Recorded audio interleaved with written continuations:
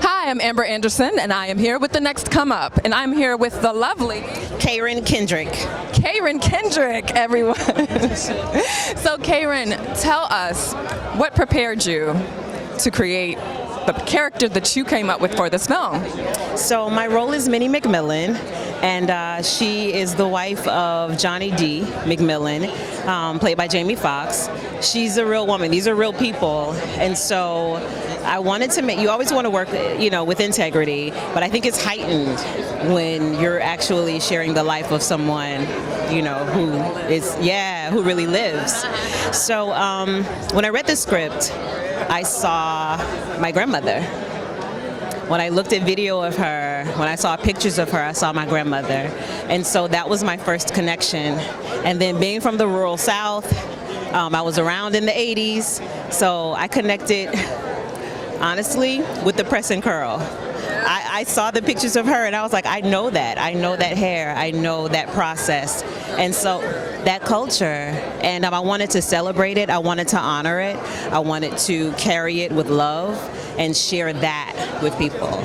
I didn't want her to be a caricature. I wanted people to understand that she's a woman she's a woman first. She is also a wife and a mother and a sister-in-law and a woman in the community. And she carries a great weight in that she has a choice to stand or walk away, and she chooses to stand. And in doing so, I think she opens the door for others to stand as well. What was the hardest thing that you would say that you encountered on set with this real person? You know what? It was such a gorgeous set. Our producer / lead, Michael B. Jordan, is so intentional in terms of his integrity, his approach, and he really helped to set the tone for how we worked. So every single person, it was kind of an unspoken rule that we were carrying precious cargo in our words and in our storytelling, in honoring Bryan Stevenson, the Equal Justice Initiative, and the work that they're doing. We all really just showed up to be as connected, as honorable as we could to tell the story of the work that they're doing. So I can't say that there was a hard part. I hadn't thought about it, but yeah, it was a beautiful experience. It was beautiful. And finally, I'd just like to ask, what advice would you give our listeners who are also on their come up? Keep going. Sometimes the phone doesn't ring. Sometimes your agent doesn't call. And those are the moments that you have to really concrete in your mind what it is that you want, what you're working towards, and be about it, because it's coming, and the best thing you can be is ready. I love that. Thank you so much for stopping with us. Nice to meet you, Ambre Andersen. It was lovely meeting you too. Thank you. Absolutely. I'm Ambre Andersen with the Next Come Up, and I'm with O'Shea Jackson. How you doing? I'm good, chilling. Okay, real quick, what advice would you give to our listeners who are really just trying to get their next come up? Don't be scared to take risks, but make sure they're calculated risks. Scared money don't make no money, and you gotta be a little uncomfortable if you want to grow. Growing pains. You gotta have that discomfort. So don't just stay in your comfort zone, or you'll be in the same box. Thank you so much for stopping. Thank you. I'm Ambre Andersen, and you're watching The Next Come Up. We're here on day 4 of the Urban World Film Festival. Stay tuned. You are watching The Next Come Up. I'm here with the very talented Mr. Mark Tallman. Mark, what's going on? Hey man, I'm just happy to be here. I'm grateful, I'm excited. I am no longer anxious, because I feel like you're anxious as an actor before anything comes out. And now that First Wives Club is available to download and watch and binge anywhere and everywhere, you can find BET+. I've seen the whole season. Friends and family have seen the whole season, and it's good. I'm proud of it. It's an easy watch. So any anxiety that existed is now gone. I'm just excited and happy and thankful. That's amazing. It's an incredible place to be. Yeah. So after watching the pilot, I want to ask you, do you see any correlation between your character's marriage and your marriage with a strong black woman? I do see some similarities, actually, because I've told a few people that David's issue, particularly as a politician, is that he just gives too much of his life to work. He's not necessarily bad at the core like some of or one of, or I don't know. You got to watch. Other characters are. But because he's an honest guy, because he's such a hard worker, he gives so much of himself to that and forgets to give that to his wife and his daughter. And I think I have to remind myself a lot as an actor to do that because, as you know, like when you're filming stuff or times like this where you're doing press tours. I mean, I just got in from L.A. Basically this morning, like after midnight. To be here for this today, and when you're doing press tours or filming or whatever it may be, you're away from your family, so you have to toe the line between like giving it your all, but also saving as much as you can to give to your family. It's a balance, and the balance can be a struggle. Oh, the balance is real, and it's hard, but it's worth it. So, because I feel like I've asked you the things that I would ask other people before. What was it like being on set with so much talent that was also really good with comedy? Oh my gosh, yeah. This cast is a dream to work with. You know, like you said, they're super talented, and I feel like when you watch the show, Michelle sticks out like a sore thumb, and by sore thumb I mean in the best way possible, as like this hilarious, vibrant character.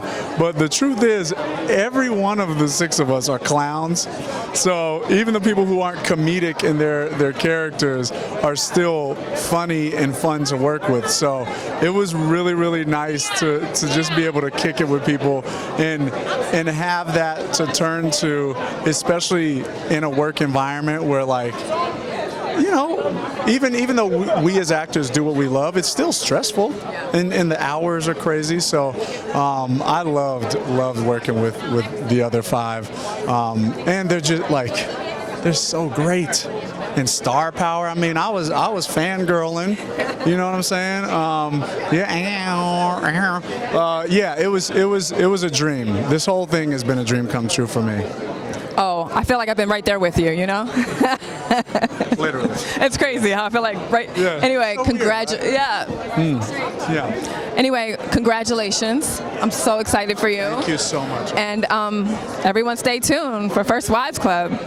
Tune in, watch. It's easy to get to.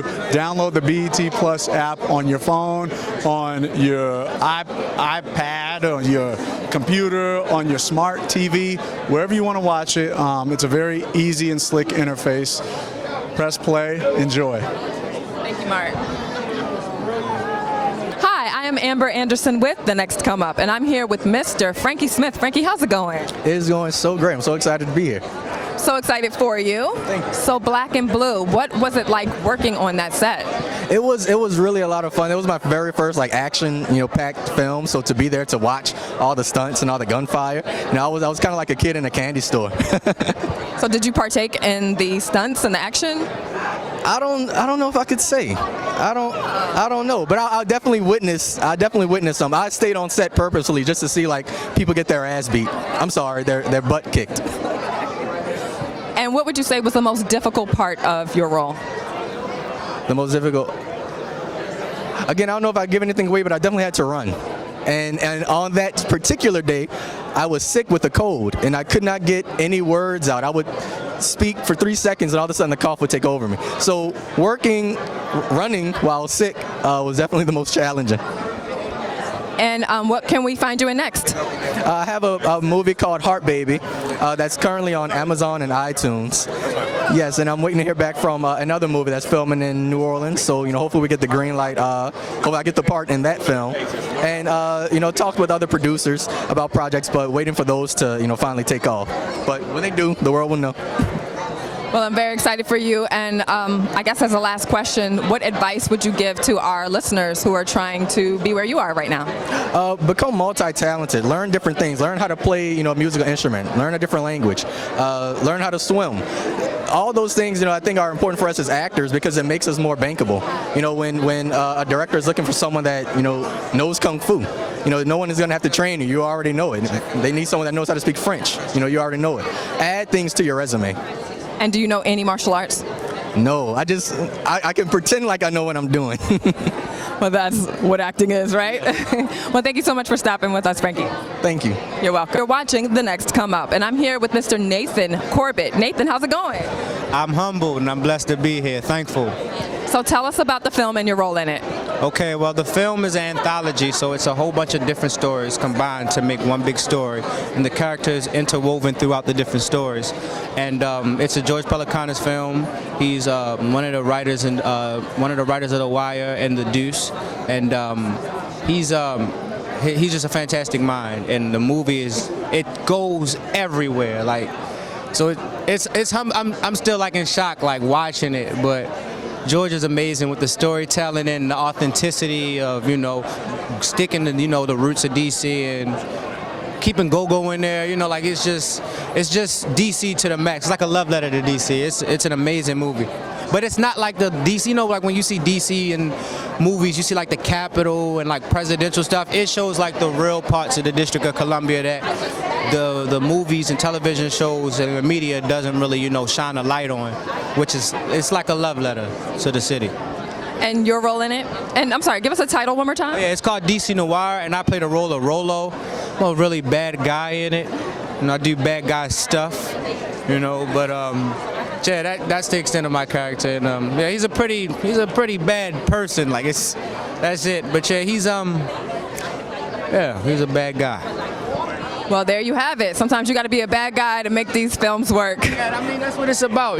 That's the beauty of acting, being able to step into different dimensions, and bring different dimensions to life, and that's what life is about. A lot of people just go through life, being themselves, being one way, but when you get to act and you get to get in front of the camera and bring a whole nother role to life, it's a humbling experience, especially something you would never do, like killing people and beating people up, robbing people, stuff that you would never really do. You can step into a whole different world and really bring that dimension to life, and it was fun. Well, thank you so much for stopping with us, Nathan. It's humbling speaking to you. I appreciate it. Absolutely. I appreciate it too. Have a good one. Congratulations. Thank you so much, Queen. Hi, I'm Ambre Andersen, and you are watching The Next Come Up. And I am here with the very talented Mr. Dorian Missick. Dorian, how's it going? It's great. That was a great intro. Thank you. What can I say? It's the truth. So, Dorian, tell us about your film, and tell us about how you prepared for this role. Oh, wow. Well, I got two films in here, but the first one is All Rise, which screened a couple nights ago.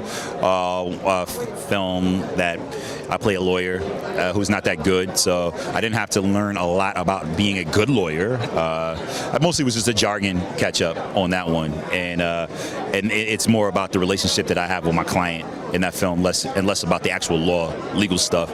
So I did that for preparation. And the other film I have, the screening tonight, is called Truth, where I play a journalist who is avenging the death of his cousin. So for that one, once again, it is about, trying to find that anger and mine that anger and how to organize it and put it in places where I can use it for revenge, because that's not my style. Yeah, you're a pretty laid-back individual, as far as I know. Yeah, everything I've seen so far. Unless I've been drinking, then I turn, ooh, no. So what? That's a joke. No more jokes. No more R. Kelly jokes. That went somewhere else. What would you say is the most difficult thing that you encountered preparing for both films? Time. It's always, every time I'm preparing for a film, I'm always wishing I could have another week, another day, another 5 minutes. That's it. I think that if left to my own devices, I'd probably prepare for a movie my whole life and never shoot it. So it's probably good that somebody, I would love to be able to do something like that. So that's always the issue. It's just time, man. Yeah. Well, would you like to give our listeners any advice to, where you are right now, how they can get there? Hard work, perseverance, and God. I should say God first, because God first, quite honestly.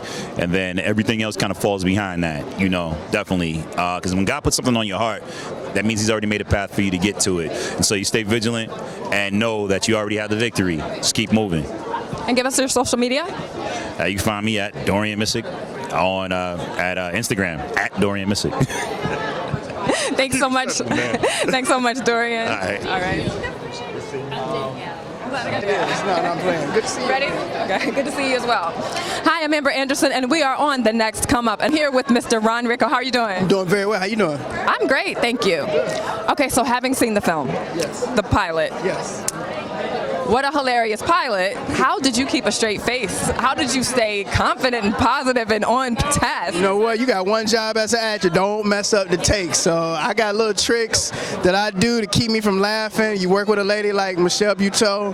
You are going to be inclined to laugh a little bit, but you just gotta, do whatever you gotta do. Look down, cover your mouth, whatever. Compose yourself. Get right back on task. That's amazing, because I don't think I would have been able to do it. She's funny, and she's opposite you, so. Yeah, no, listen, I'm there to I'm like a tennis player. I'm just here to kind of lob her and let she do whatever she want on her side of the court. I just got to return serve. That's it. So, also, in your marriage, do you see any correlation to the character that you play? You know what? At first I didn't, and it took my wife seeing it with me. We were at FilmFestival and they premiered it, and I was doing a panel and I said, I don't know, I don't see any similarity. Gary don't even get a proper haircut half the time. He's sloppy. I don't see no. She said, no, you know what? But I actually think there are some similarities between you and Gary. I said, what similarities you see between me and Gary Washington? She said, I believe that under any circumstances you would fight for your family. And I said, you know what? You're right. And I didn't even see that necessarily. I think some of the things that we do as actors, we try to connect to what it is about it, and that was a connection I think I made unknowingly, but definitely, Gary's a fighter. He's fighting for his family. He's willing to do whatever he has to do to get his family back together. And I would, under any circumstances, whatever the case may be, I would do that. I would do that exact same thing. Sounds like a stand-up individual to me. There it is. Thank you so much for stopping with us. It's great seeing you again. Good seeing you again. Let's look this up. Come on, let's get it. Ambre Andersen, I'm with The Next Come Up, and I'm with Mr. Tobias Truvillion. Tobias, how's it going? It's going well. You're looking great. Well, thank you very much. You're looking great, too. This is a nice shirt. Now, who is this by? I know you're not supposed to say that. We're going to talk about other things real quick, but... Oh, it's my brother Drew. Yeah, he's dope. He's dope. I mean, yeah, he's got, it's a silk. I think I'm bringing back that old 70s funk retro soul, man. Yeah. So tell us a little bit about your film and what it was like on set. Well, First Wives Club it's dope. It's dope. Pilot. Yeah, it's all good. I play Khalil, who's a music producer, opposite Jill Scott, who plays the character Hazel. Hazel's kind of lost her way as far as her passion for the music. So Khalil's been like getting on her to find her passion again and the love for the music. And through that, love for the music, they wind up having a small romance. It was a great experience working with Jill, and I can't wait for everyone out there to check it out. I keep asking all the members of First Wives Club that come down this line the same question. Okay. How do you keep a straight face working with Jill, working with Michelle? Oh man, I mean, Jill's so warm. She's done so much for the culture, and just knowing her music. Funny. Yes, and it's one of those natural things. It's one of those things that we just have deep down inside of us. We're funny, we're dramatic. It's all those things. Sometimes you couldn't keep it in, and you had to do it again. But that's the creative process, and I love it. That's amazing. So were there any difficulties preparing for your character or on set that you came across? Difficulties? No. Everybody was really pleasant on the set. I found myself, just digging into the character and falling into the pocket and listening to a lot of different music at the time, and just exploring different avenues of creativity. Sounds good to me. And last question, any advice that you would give to our listeners? Advice as far as? Any advice you would give to our listeners who are trying to get to where you are right now? Just never give up. Keep your faith. Know that nobody owes you anything, and do the work. You know, I think that's key. And know who you are. You know, I think that's very important, is that you have a good foundation and know why you're in this business. What are you in it for? And I think from there, you know, having that kind of foundation and knowing who you are, keeping your faith and doing the work, you'll be able to enter into any relationship, you know, with a whole person. Yeah, so I think that's one of the 3 main key things that anybody needs to work on. I think that's wonderful advice our listeners can stick their teeth into. Thank you so much, Tobias. Appreciate it. All right, congratulations on everything. Thank you. You're welcome. Hi, I'm Ambre Andersen, and you are watching The Next Come Up. And I'm here with the fabulous cast and creators of Surina and Mel. How's it going, guys? It's going great. So, what is it like to be here at this festival? And tell us a little bit about the film. Well, first of all, it's amazing to be here. Like, couldn't have asked for a better world premiere. It feels really cool as a creator to make something and then have it go somewhere, because a lot of times it can fall into this void. So you feel like, okay, my baby's out there and it's done something, it's doing something. Yeah, I mean, I would definitely like to say that it's an honor. I mean, I loved working with these ladies. I love working with these wonderful actors right here. I mean, I've just felt like it's very, very important to really change the narrative of how things are going. And not only do we have 2 brown women doing it, but this one just had a baby just a couple of months ago. Like, you know what I'm saying? Who had a baby? Where did she have a baby? In 18 months. Okay. But when we filmed, I was 7 months pregnant. She was 4 months pregnant. We had a lot of women running shit on our set, so. That's amazing. So, how empowering was it to be a new mom and to create this project, you know, as a woman with a woman team? I mean, it means everything. You're like, don't get me emotional now. But in a way, like for me, part of the motivation was for my daughter. You know, I want her to see a show like this on TV one day. You know, because we didn't see people like us on TV Growing up, we didn't have role models, and even looking at TV now, we don't see women that act like us, that aren't talking about arranged marriages constantly. So we were like, we have to just make it to show what it would be like. And were there any miracles that happened while you were creating this for like something you thought would never come together? Wow, I think we made it in a weekend. We made it in a weekend. I think the resiliency of sticking with the project, because we were picked up and then we were put down and then we were picked up again and then put down, and then a lot of drama throughout it, but we just stuck with it and just said we have to keep making it. I think, you know, what was really cool is we launched a teaser of this online a while ago, and the amount of like passion and outpouring of love from around the world from first generation girls, like why we've never seen this before. It meant everything to us. Yeah. People sent us like really beautiful emails of like why this should be a show and what this means, and it was like people wrote like long thesis letters to us of how important this was. So we're like, okay, we're not crazy. Definitely an indicator of to keep going. Yeah. So, and for the characters on the show, what was it like being on set? You want to take this away? He played a neo-Nazi. I want him to speak up. Yeah, I played Melanie's rebound. I happened to be a neo-Nazi.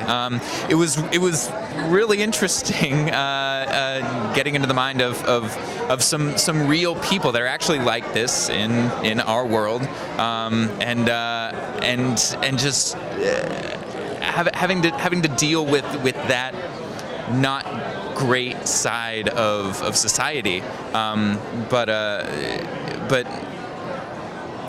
the fact that that's all part of our reality right now, and having to deal with that and move past that and get so yeah. Yeah. Funny neo-Nazi. We can all laugh. We can all laugh at it. That's for sure. Right? Yeah. And give us your names. Surina Jindal, Melanie Chandra, Rima Sampat, Leighton Samuels, Nick Sidnani. And your role on the film? actress and creator. Actress and creator. Actress. Actor. Thank you so much for stopping with us. Thank you. And we look forward to checking it out. Hi, I'm Ambre Andersen, and you are watching The Next Come Up. And I'm with Mr. Jimmy Jean-Louis. Yes, indeed. Correctly? Yes, indeed. And please tell me your name. Apolline Traoré. Beautiful name. So, director, actor, tell us about your film, and tell us about inspiration behind creating the film and behind acting, your role in the film. Well, the film is about two major stories. First of all, it's set in a civil war country where the country has been destroyed, and I'm showing how civil war can affect the continent, the country, and a person. And also I highlight the relationship between the man and his daughter. And because this man wants a boy so much to leave his legacy, and this little girl is crying and telling her father, even if I'm a girl, I can do whatever you want me to do because I'm capable of doing it. Our culture today, every man wants a boy, even though they are understanding today that a woman can be as good as a boy, but at the same time they're not accepting to leave that name. A man today who has 5 girls in our culture is considered as nobody. You don't have anybody who will take care of everybody. So this is the mentality that I wanted to change.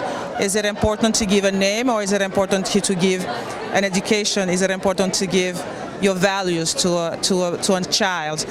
A boy can be a boy, you can give his name, and he can be nobody. There we go. And no one will nurture you like a daughter. Your son is not going to nurture you the way a daughter would.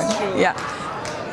Yes, indeed, and I like the fact that we put in the center of the movie the role of a kid, the role of a little girl, the role of a woman in the society. You know, how do we view women or little girls in this society? Why is it that the last name has to be from the father and not necessarily from the mother? So, you know, who studied that, by the way? You know what I mean? So it's like we have to redefine a lot of things in the society. But for me, I play the character of Francis Derance, who plays the father of the girl, who really want a boy to carry his name. And so it was a very touching and moving and dramatic kind of movie to do. But yeah, it was great. You know, the movie was led by Apolline Traoré, and the little girl who was 12 at the time is excellent. And I should mention that Derance is the official entry of Burkina Faso for Best Foreign Movies for the Oscars. So, you know, we are aiming high because we believe that we have a movie of quality that send very strong messages and really well executed. So, yeah. Well, congratulations on that. Yeah, so when you're working with a child actor who's so inspiring, what do you learn from her? Or what did you learn from her on set? Well, the thing is, we learn from each experience and everybody at the same time. With her, she's a girl who's never really done any movies before doing this one. Her relationship with cinema, her relationship with going to the theaters is zero. She comes from a family that's very underprivileged, and the light is gone. Yellow. Okay, so for the last question. Yes. For our NextComeUp listeners who aspire to be where you are today, what advice would you like to share with them? Passion first. I think this industry had made it so glittered, so glamorous, that people are thinking that it's easy, that I want to be a star, I want to be known. And it's so difficult when inside, if you don't have the passion, if you don't have the guts, if it's not into your body, you're never going to make it. So whether you want to be a director, an actor, whatever you want to be, whatever in that industry, you need to have that passion first. And then if you have that passion and if you're a hard worker, I think that you can do anything that you want.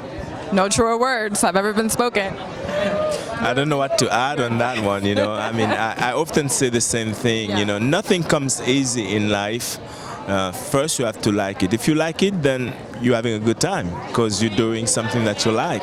If it brings a little bit of success, great, but you shouldn't go after the success. And I think what happens with most artists as well is the fact that we give up. At one point, you give up. And often that's the difference between the one who succeeds and the one who doesn't.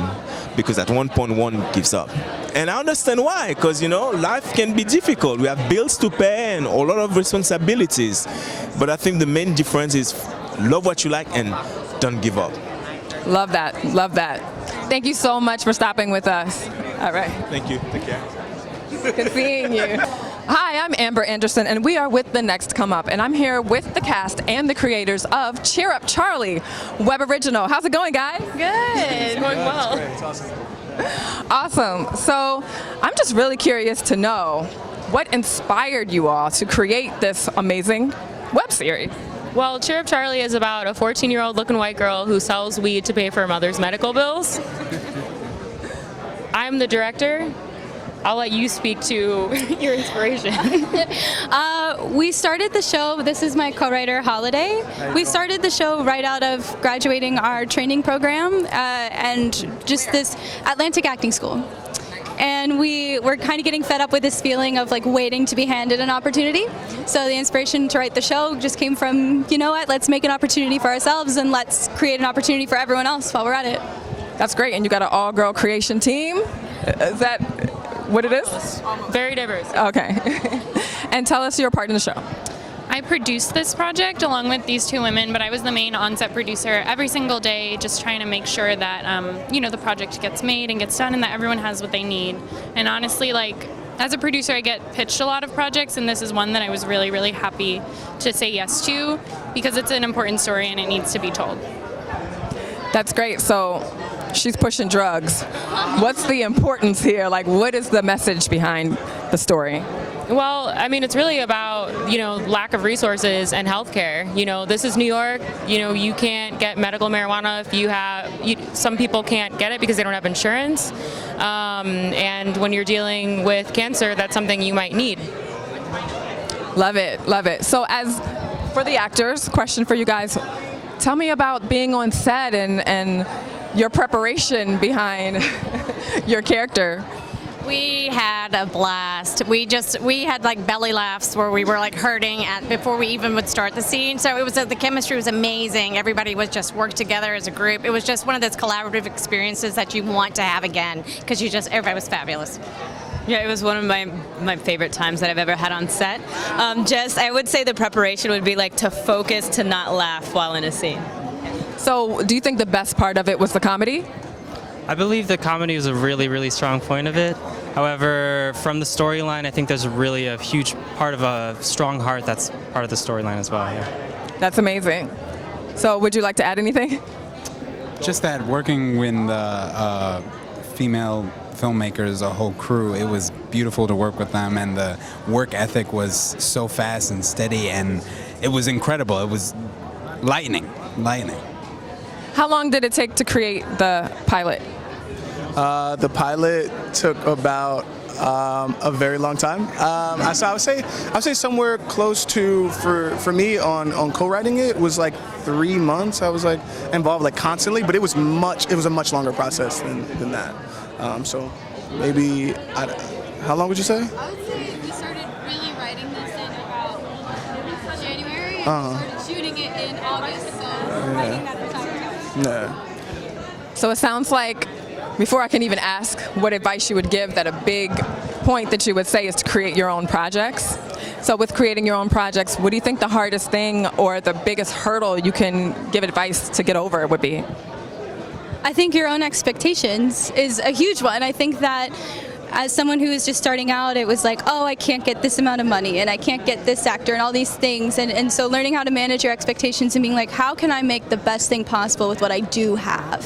And how can I make, the most fleshed out deep work with the crew that I have, that have graced me with their presence, And then how do you respect the people that are choosing to work on your project even though you're just starting out?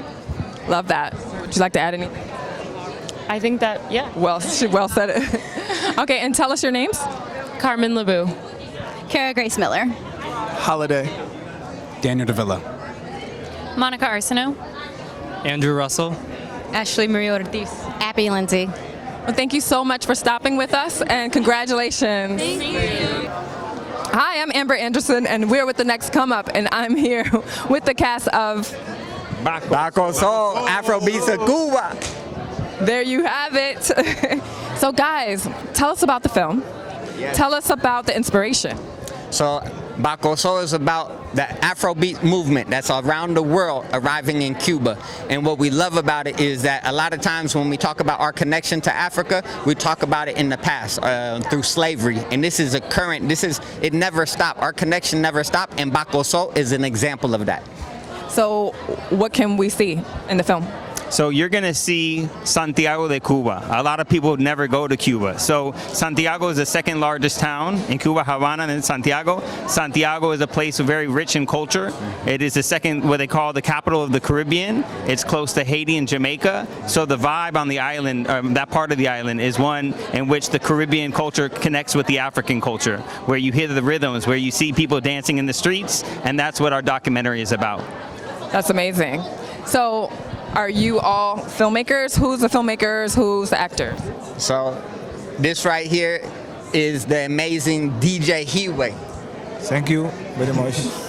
I'm very happy to stay here in Times Square for present Baco Soul, Afrobeat de Cuba. I am from Cuba. It's a perfect opportunity for the people in United States see about the real culture in Cuba and know how it's rich, this culture, how it's rich, the people, the food, the religion, the dancing, the spirituality of the people in the street, and the young people how connect with Africa in this time and how bring this experience for the new generation. And this is the director right here. Eli is the... So, being from Cuba and coming to the States, is this your first time here? In New York? No, it's maybe 5 times in New York, 5 times. Okay, so going back and forth 5 times, do you see any correlations with music and soul here versus in Cuba? Yeah. For many times, the connection between New York and Cuba is very strong because a lot of music from Cuba traveling to New York for many years ago. For example, Chano Pozo, Celia Cruz for Fania All-Star, you know, and La Salsa, Boogaloo, a lot of Cuban musicians inside in this movement. And the hip-hop movement is a very important example about this connection. A lot of artists from USA come to Cuba, a lot of artists from Cuba come to New York for learn about hip-hop and interchange ideas and different ways for make music. And now we are the next generation. So is there a feeling you'd like audiences to walk away with? Yes, we're gonna have a lot of times the documentary films are looked at like you have to tell something bad, like you have to leave the theater crying about humanity and the situation we're at. In this film, we hope that you leave the theater dancing because the clave goes like this. What is the clave? Baco Soul, se va en la calle. Baco Soul, se escucha en la casa. Baco Soul, se bailan los niños. Baco Soul, estamos en Times Square, baby. Baco Soul, yeah, baby. Love it. All right, I can't wait to check it out. We want people to leave with that inspiration, with that connection, feeling inspired in terms of how we are all connected through the motherland of Africa and how this is a very alive movement in which we are all feeling inspired, and this is our opportunity to check it. Baco Soul. I'm inspired. Thank you so much. Baco Soul, tell us your names. Khalil Jacobs Fantausi. Eli Jacobs Fantausi. Ariel Reyes Antoine. DJ Hiwe. Cameroon.Cuba.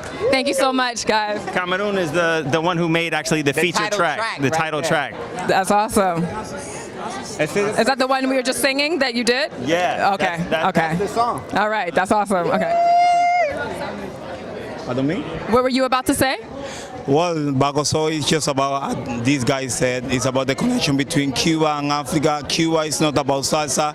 Cuba is about, it's a rich culture. It's about how Afrobeat hits Cuba and hits Santiago de Cuba, the capital of the Caribbean. Yeah. Good. Wonderful. Thank you so much for stopping with us. You guys are inspiring. Appreciate it. Bye. This is the Next Come Up. And I'm here with the Andersens. Hello. We might be family, though. So they're here representing their animated short. Tell us the name and what it's about.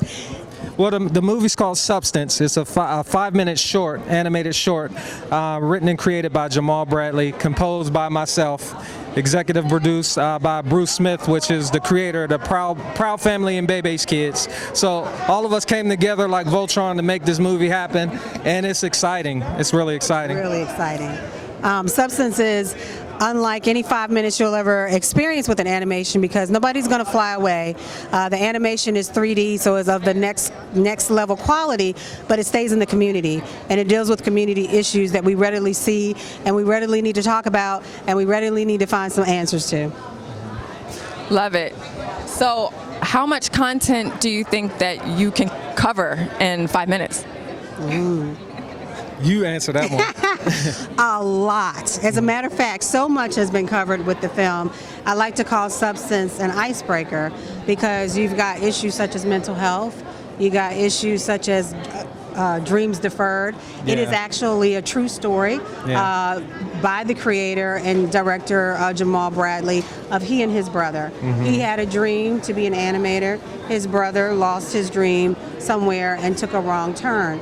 And it shows that when we do take wrong turns, it doesn't just affect you, it affects everybody. Yeah. So it pretty much has generational messages to what happens if we don't get it together and hold fast to our dreams. It also, I think, allows, because there's no dialogue, it allows you to interpret meaning for yourself. Butta had the unique experience of creating music that also didn't box you in. So the only dialogue actually is him, and I'll let him explain that. Yeah, it was a bit of a challenge, but I love challenges. The film has no dialogue, like she said. The only dialogue is the song, in which the guy that wrote the song with me his name is Scotty, and. Is it just one song? Is it one long song? It's one long song, yeah. And also we have a feature on there, which is the little girl that sings a part, which is the singer Avery Sunshine, too. So the challenge was being able to have it work with the picture and tell the story without it being like a stage play or something like "Come home to me," you know, like So it's a little bit. It's sporadic. It doesn't necessarily hit on certain things, but it still embraces the story, and people can get their own interpretation for what they feel it means to picture. Well, it sounds very creative and intriguing. So, good luck. Congratulations. Thank you so much. And thank you so much for stopping with us. Can't wait to check it out. And you stay up, Andersen. You represent for all the Andersens, okay? Us Andersens got to stick together, okay? John, do you have any last words? I mean, Zion, I'm sorry. No, I don't have any last words. Okay. Are you happy to be here tonight? Yes, really happy. Yes, always having fun. That's amazing. All right. You stay up, Mr. Andersen. All right? All right. Hi, I'm Ambre Andersen, and you are watching The Next Come Up, and I am here with Ms. Corine Dhondee. Corine, did I say that right? You did say it right. Yay! And I understand that you're the director of your film? I am the director. The title is Bradford Young, Cinema is the Weapon, and it's about the very esteemed cinematographer Bradford Young, who's recently done When They See Us, and he made Selma. He was Oscar nominated for Arrival. He's a really fantastic cinematographer. So tell us more about the film. Yeah, so I met Bradford when he was in London shooting Solo, the Star Wars story, and I was able to get an interview with him. And after that interview, I then created what is more a film essay, looking at his work.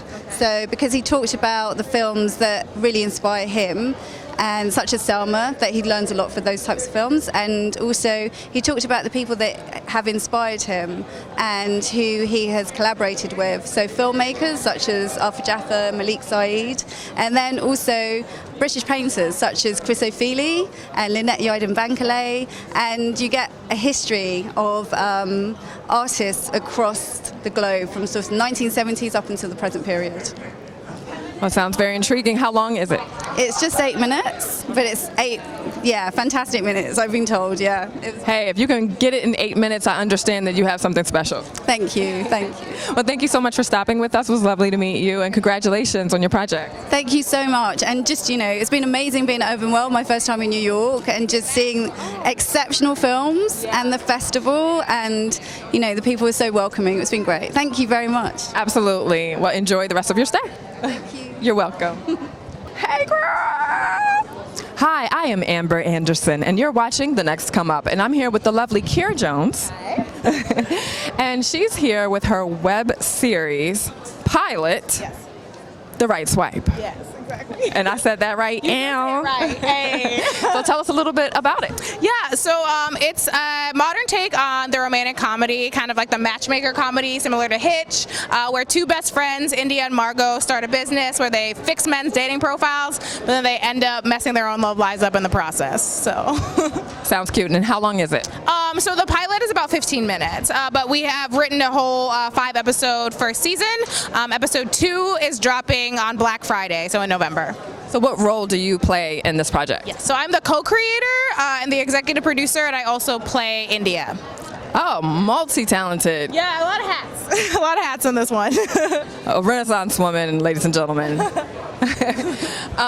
right, well, tell us what you found the most difficult in creating this project and playing in this project. Yeah, so I guess the most difficult thing was like finding money to do it, especially like as a woman of color. There just is not as many resources for us. We were very blessed to get several grants from the city of Chicago, and we had a huge crowdfunding campaign.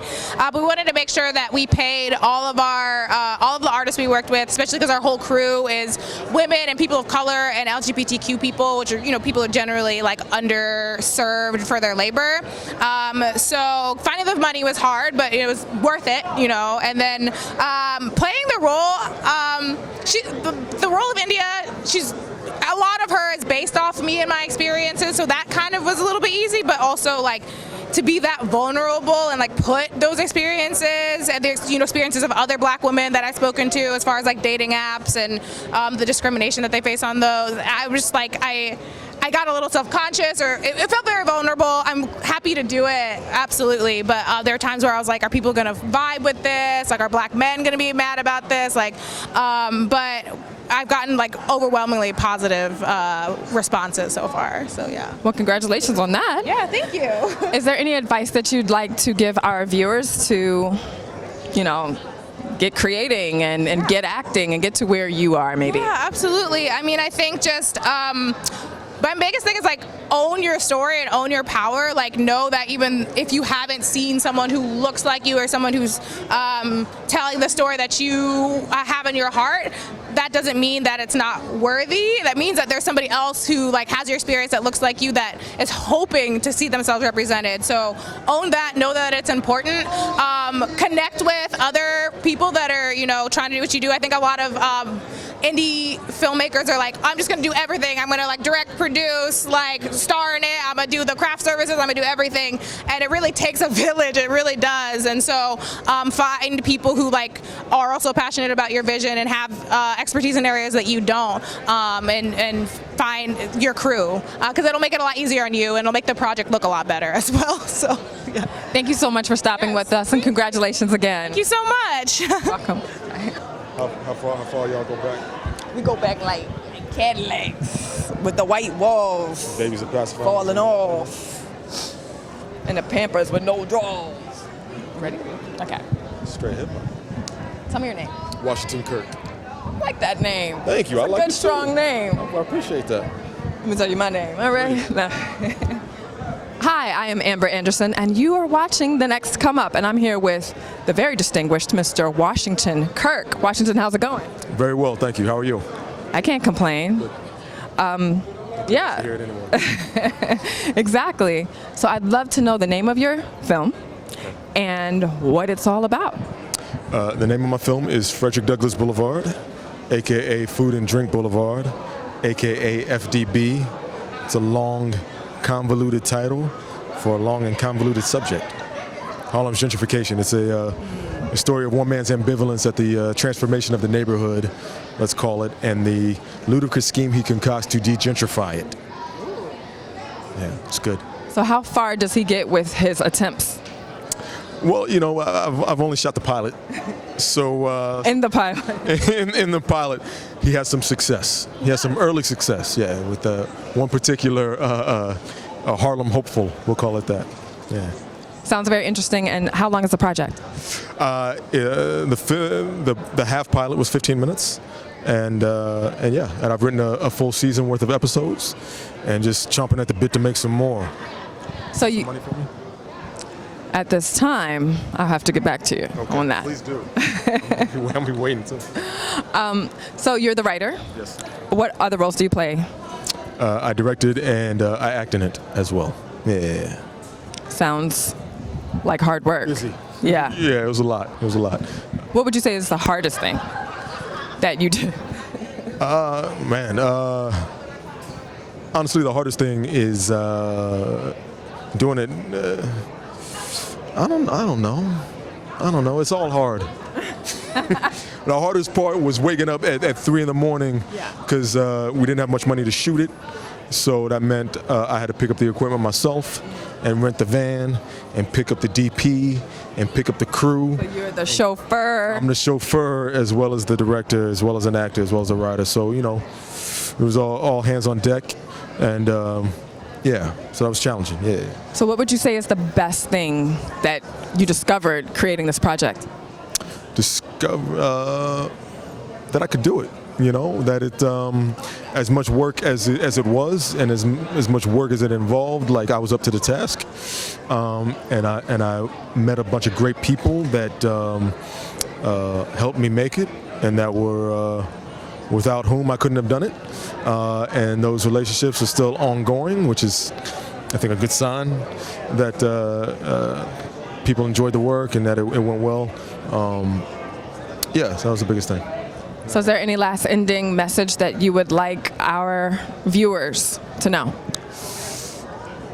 Follow the project at Food and Drink Boulevard on the gram. Come check out the website, www.foodanddrinkboulevard.com. That'd be a big help. Love it. And what about your phone when I got Absolutely. And just know, like, if none of these hats work out, voiceover, you got the voice. Oh, yeah, I do voiceover too. Okay. That's one of my side hustles, so, you know. I could hear it. All right. Well, thank you so much for stopping with us. Thank you so much. Lovely to meet you. You too. Appreciate it. All right. All right.